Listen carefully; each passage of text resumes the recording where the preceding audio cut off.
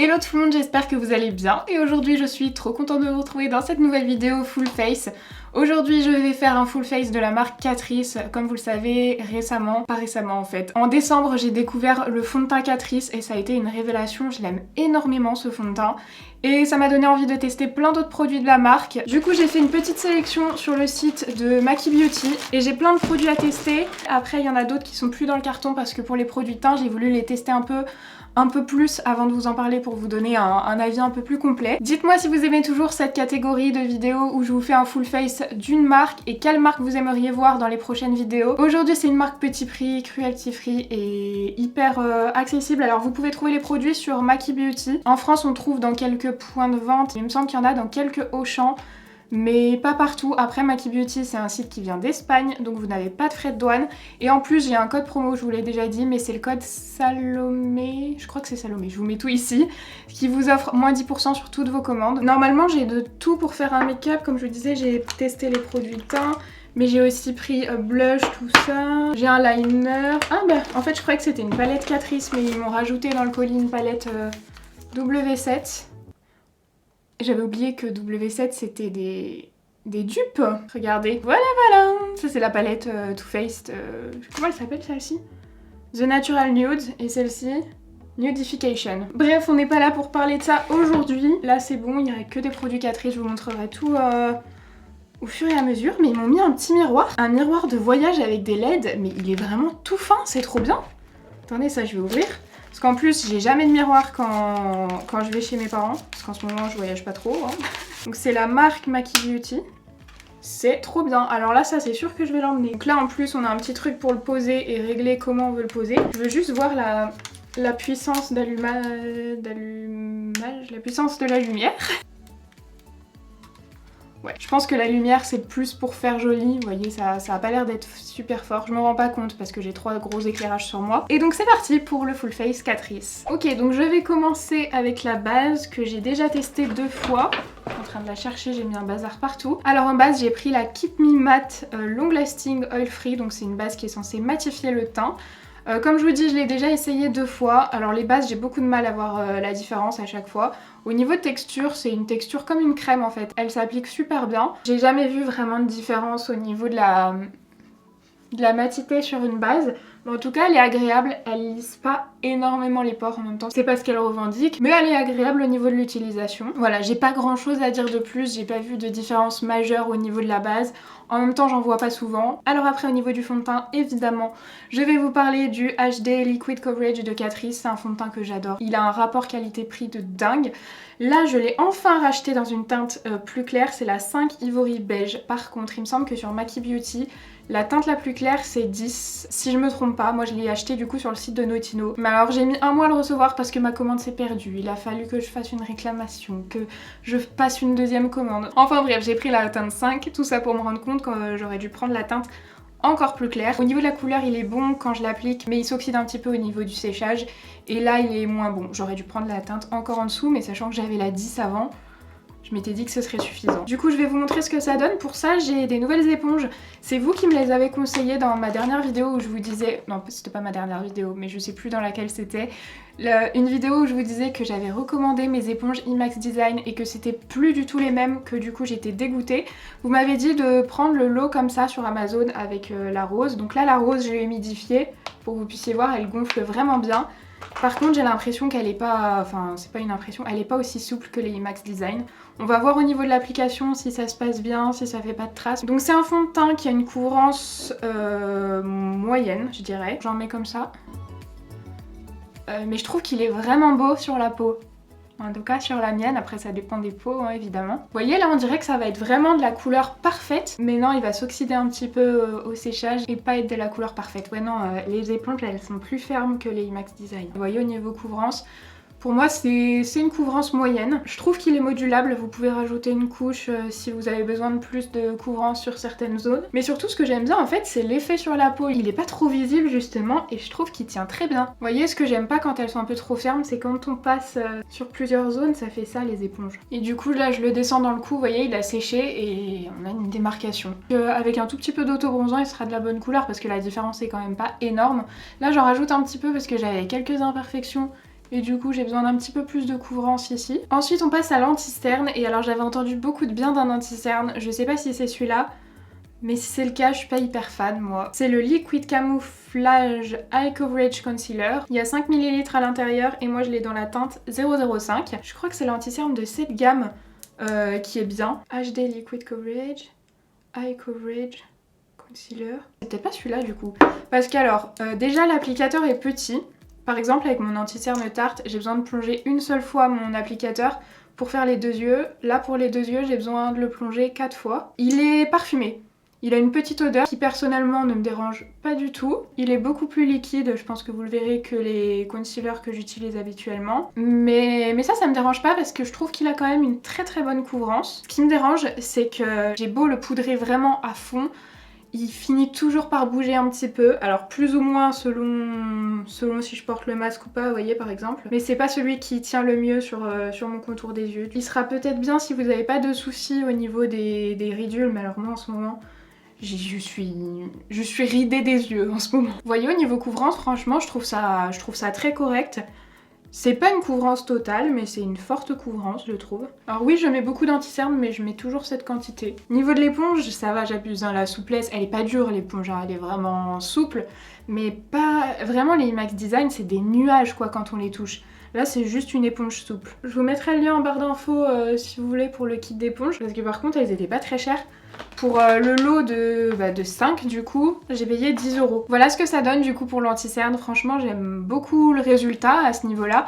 C'est juste que ouais, sur moi, c'est pas magique au niveau de la tenue. J'ai pris une poudre compacte. C'est la 5 en 1 Setting Powder Massifying Waterproof Sweatproof Fixing SPF 10. C'est une poudre compacte blanche transparente comme ça. J'ai pas essayé, je crois, de la mettre sur le contour des yeux. Je teste de l'appliquer sur le contour des yeux aujourd'hui. C'est pas trop mal. Je m'attendais à pire pour le contour des yeux. Après, comme je vous dis, franchement, en ce moment, j'ai le contour des yeux vraiment très très marqué, donc c'est pas en ce moment que j'ai les plus beaux résultats sur le contour des yeux. Et ensuite, du coup, j'applique la même poudre sur tout mon teint. Je l'applique avec la houppette, enfin avec une houppette comme d'habitude.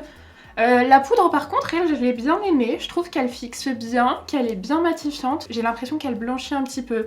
Si vous avez une peau foncée, n'hésitez pas à me dire. Après, si vous n'êtes pas comme moi et que vous l'appliquez au pinceau, ça blanchira peut-être beaucoup moins. C'est juste que moi, j'en prends une tonne de poudre. C'est une poudre qui est assez sèche. Elle me fait penser un petit peu à la... Comment elle s'appelle ? La Urban Decay, vous savez, celle qui est waterproof aussi. Attendez, je vais la chercher. J'ai des taches blanches, hein, c'est normal. J'ai pas encore estompé, mais elle me fait penser à cette poudre-là, la All Nighter de Urban Decay, qui est une poudre qui fait malheureusement foncer mon fond de teint parce qu'elle est pas complètement transparente, elle fait oxyder un petit peu mon fond de teint, mais elle est excellente cette poudre. Et ben elle me fait un peu penser à celle-ci, je trouve. Maintenant je vais venir estomper un peu l'excédent de poudre. Au niveau du bronzer, du blush et de l'highlighter, j'ai rien testé. Le bronzer c'est le Sun Glow, c'est le Matte Bronzing Powder, il est water résistant.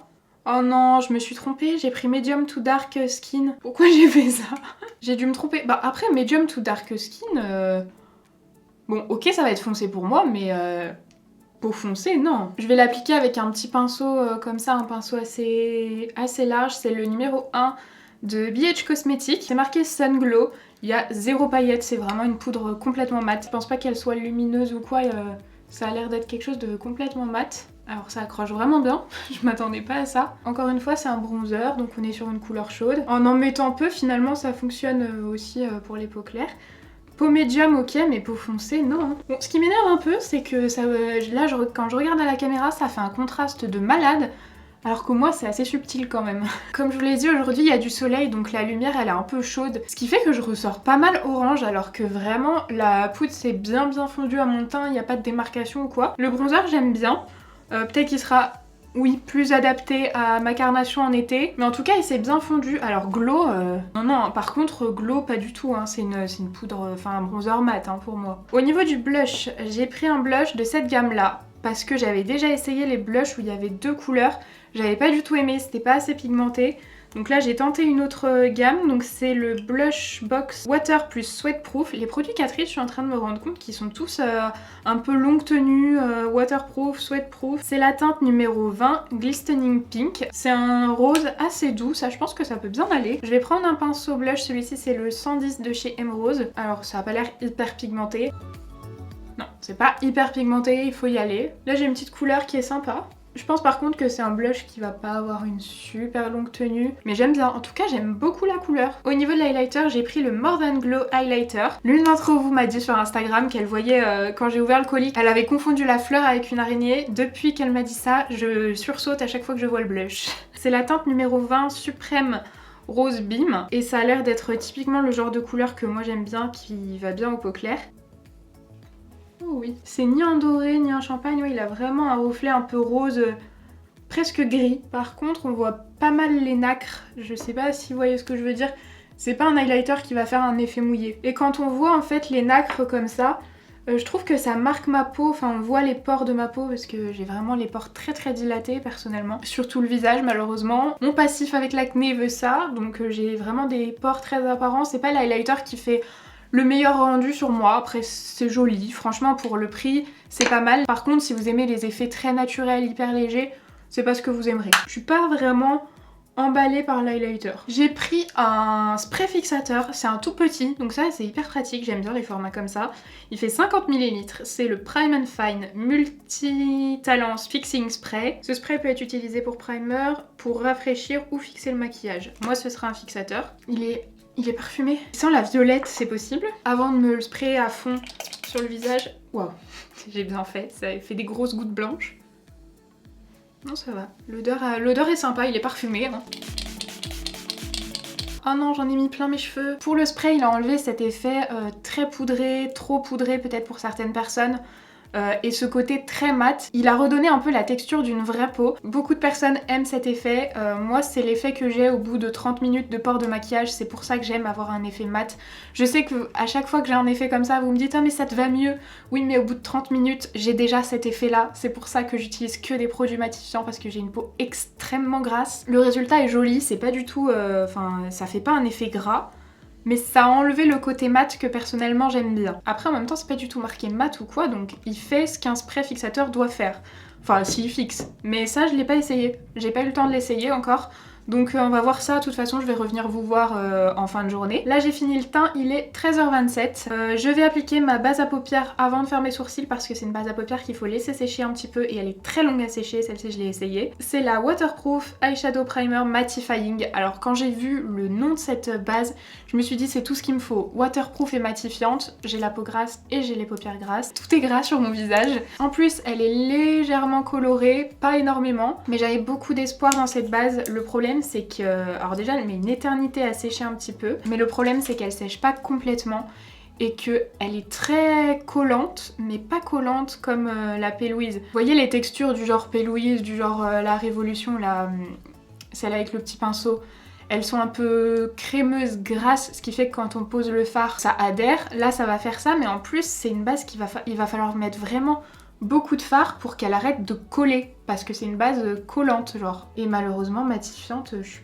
pas convaincue. Alors je me souviens plus ce que j'ai pris comme palette. Je pense qu'il y avait eu plein de trucs en rupture ou alors... Ah non, j'avais déjà testé pas mal de palettes que je n'aimais pas. Du coup j'ai pris une petite palette comme ça. Bah ça va être un make-up tout simple du coup. Ça me fait penser aux palettes Natasha Denona, je crois que c'est pour ça que j'avais pris. Après c'est assez complet quand même si vous aimez les maquillages naturels. Bah aujourd'hui je savais pas mais on va partir sur un make-up naturel. C'est la teinte 40 Modern Smoky Look. Ah ouais, ou alors je fais un smoky. Je vais faire un smoky finalement.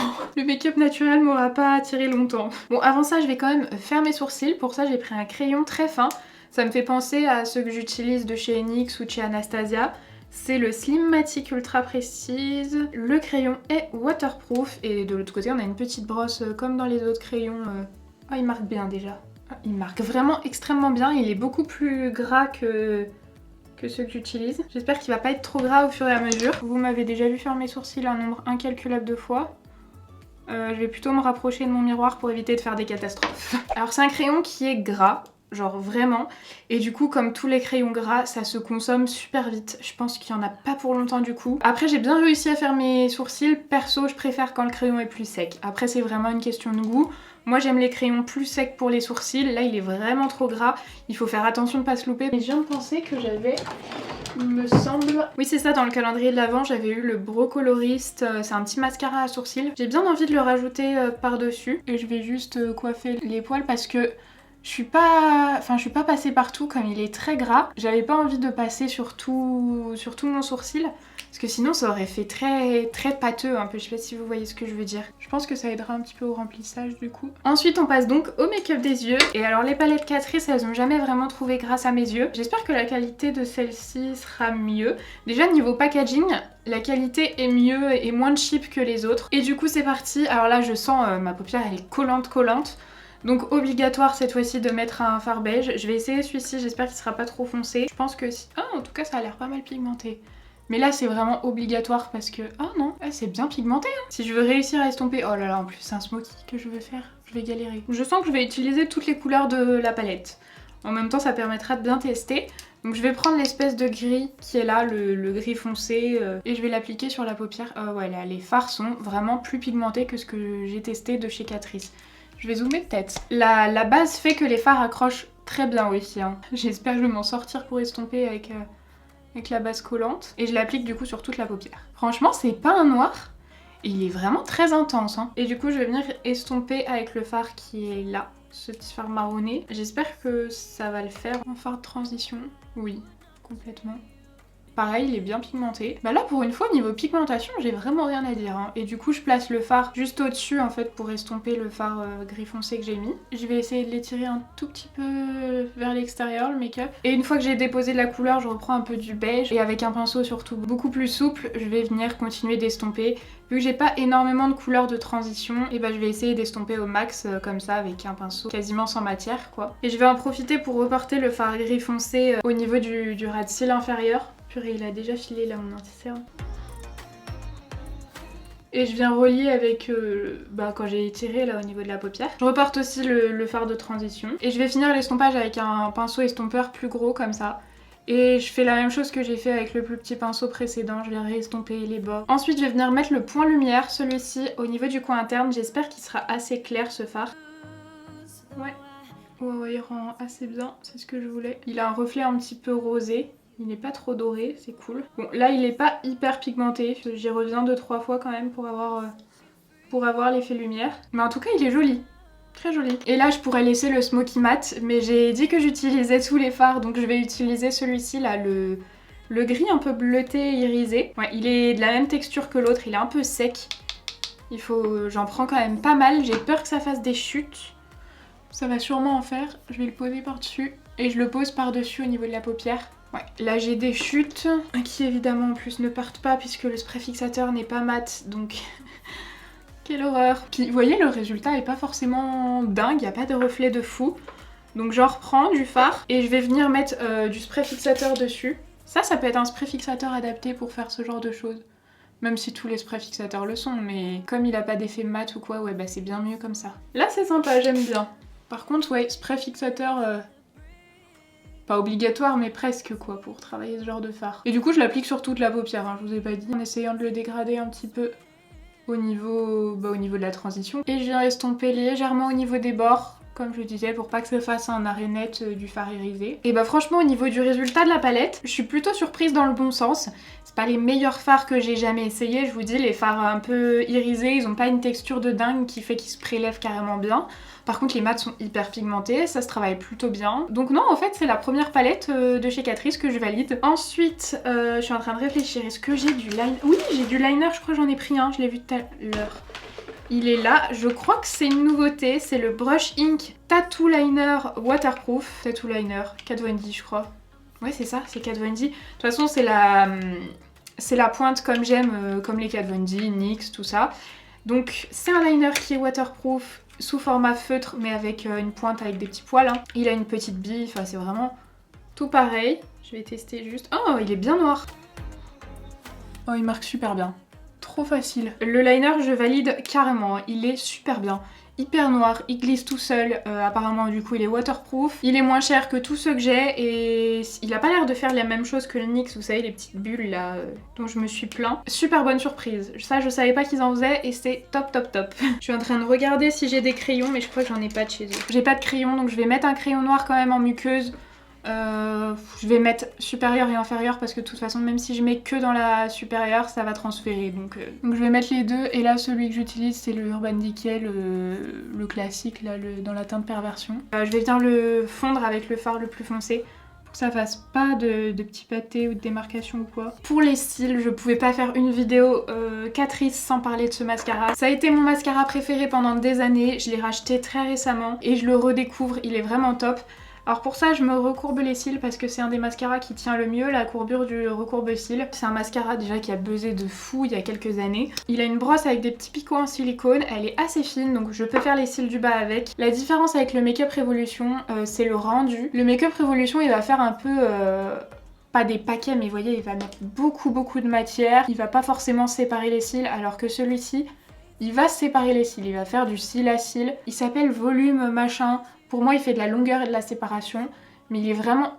Merde, putain, je me suis taché la paupière là. Mais si comme moi, vous vous recourbez les cils et vous voulez fixer la courbure, le volume Glam & Doll version waterproof, il est excellent. Après, je le mets plus sur des maquillages plus légers, parce que pour un gros maquillage comme ça, si je mets pas de faux cils, en général, je préfère mettre le Révolution. Parce qu'il charge plus les cils, il a un effet moins naturel. Je vais essayer de vous approcher pour vous montrer la différence. Là, j'ai juste fait cet œil là. Mais le problème c'est que j'ai eu des 3 chutes et que ça a accroché à mon teint, ça fait griser et je peux pas retirer. Ouais, le spray fixateur il a pas assez matifié, je vais essayer de venir repoudrer par dessus avec un petit fond de teint poudre Lily Lolo. Voilà, j'ai rajouté un peu de fond de teint poudre sous les yeux, sur les cernes. C'est mieux, ça a enlevé le côté grisé là qui me gênait depuis tout à l'heure. Je sais pas si vous verrez vraiment l'effet du mascara. J'ai l'impression que le maquillage est trop sombre pour qu'on voit bien. C'est vraiment un mascara que j'aime bien. J'ai fait une tache là et une tache là, à peu près symétrique. Ce qui me saoule c'est que c'est du mascara waterproof, c'est quasiment impossible à faire partir les taches. Des fois je les laisse pour éviter de foirer les make-up. Ça me saoule, ça fait partir tout le fard mais pas mon truc. Là elle est énorme, je vais essayer de l'enlever quand même. Pas sèche en plus. J'aime beaucoup le rendu au niveau des yeux et le dernier produit que j'ai à tester c'est pour les lèvres. Je l'ai jamais essayé celui-ci. C'est le Matte Lover Lipstick Pen. C'est la teinte 040. Je vais pas faire de contour parce que j'en ai pas. C'est un rose, mais j'ai un problème de couleur, je voyais ça un peu orangé. C'est hyper crémeux, c'est hyper agréable à appliquer. Ça reste précis, j'aime bien les rouges à lèvres dans ce format. Après avec le masque, c'est pas... Enfin je sais que ça va pas être sans transfert, ça va pas être non plus très longue tenue. Mais c'est super joli, c'est confortable. C'est pas la couleur que j'aurais mise aujourd'hui, mais pourquoi pas. Il y a des bons produits, il y a des produits qui m'ont beaucoup moins plu. Après on va voir comment ça va évoluer un petit peu au niveau du temps. Et donc du coup on se retrouve ce soir. Bon on se retrouve beaucoup plus tard, je sais plus du tout à quelle heure j'avais fini de me maquiller, mais je vous l'ai dit. Là il est 22h26, je viens de finir de manger. Alors mon rouge à lèvres était largement parti avant que je mange. Comme je vous l'ai dit, c'est pas un longue tenue particulièrement, mais c'est la texture qui veut ça. Au niveau du teint, rien n'a bougé. La base fonctionne bien, franchement, je pense. La poudre matifie bien parce que, alors, je brille énormément et en plus, vous verrez même pas, je sais plus comment j'avais fait la dernière fois pour vous montrer les brillances. Je brille beaucoup, mais ça fait à peu près, je pense, peut-être 9 heures que je porte le maquillage. Franchement, c'est largement correct. Ma peau peut faire plus, sachant que j'ai pas du tout retouché. Parce que je suis restée sur l'ordi depuis que j'ai fini de filmer, donc j'ai rien fait d'autre. Au niveau des paupières, je pense que vous verrez, ça commence à partir ici. Au niveau du coin interne, vous voyez, ça commence à filer un peu, c'est ce que je vous disais. Par contre, le mascara a toujours bien tenu la courbure.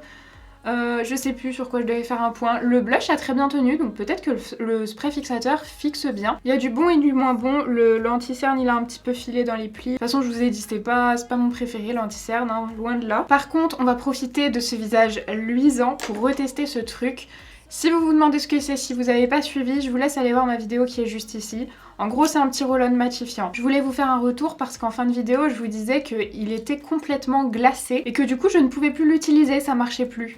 Alors ce que j'ai fait, c'est qu'au lieu de le mettre dans l'eau salée, je l'ai lavé au lave-vaisselle et j'ai vu tout le gras et tout le fond de teint partir, donc... au lave-vaisselle, pas du tout, j'ai dit lave-vaisselle, pas du tout, j'ai pas de lave-vaisselle, au liquide vaisselle. Et ça a hyper bien fonctionné. Mais depuis, je n'ai pas retesté si ça refonctionnait à nouveau pour le sébum. Allez, bah du coup, let's go. Ah, ça fonctionne. Mon rouleau, il est tout gras. Oh. Ah ouais, bah il faut vraiment y laver au liquide vaisselle. C'est quoi cette histoire d'eau salée? Ah, ça refonctionne comme au début. Franchement, trop bien. Ça a hyper bien marché, ma peau est complètement mate.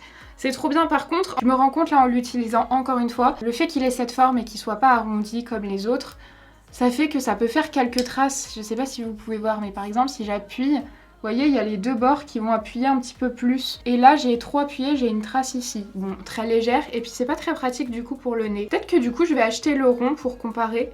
celui qui tourne et qui est vraiment en rond.